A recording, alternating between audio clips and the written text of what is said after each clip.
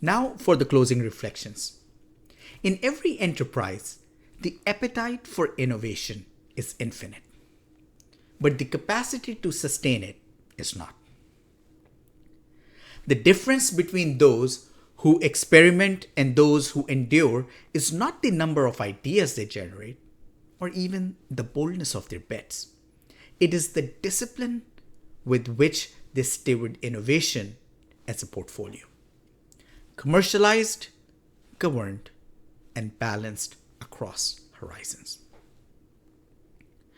Because innovation that cannot be measured cannot be defended. Innovation that cannot be financed cannot be scaled. And innovation that cannot be stewarded cannot endure.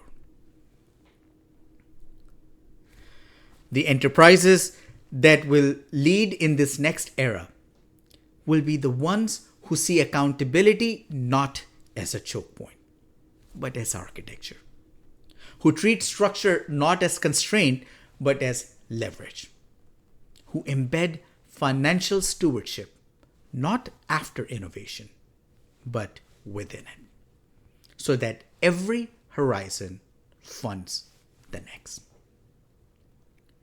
When that shift takes hold, stewardship stops being an accounting exercise. It becomes the system that multiplies ideas into outcomes, outcomes into resilience, and resilience into enduring advantage. That is the promise of financial stewardship, not to limit innovation, but to ensure that it compounds.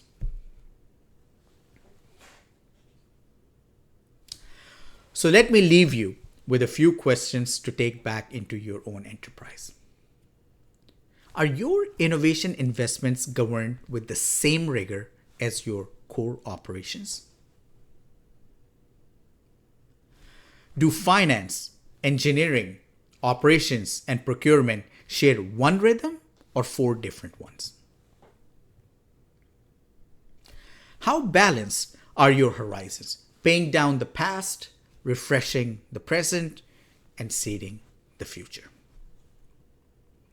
And where is accountability still treated as constraint rather than leverage? Because the way you answer those questions may determine not just the pace of your innovation, but whether it endures. I'm Mirza Chughtai, and this is The Long Arc. Today, we explored part 9 of our series, Financial Stewardship of Innovation. And next up is part 10, Leading Through Inflection Points, the final chapter in this 10-part journey.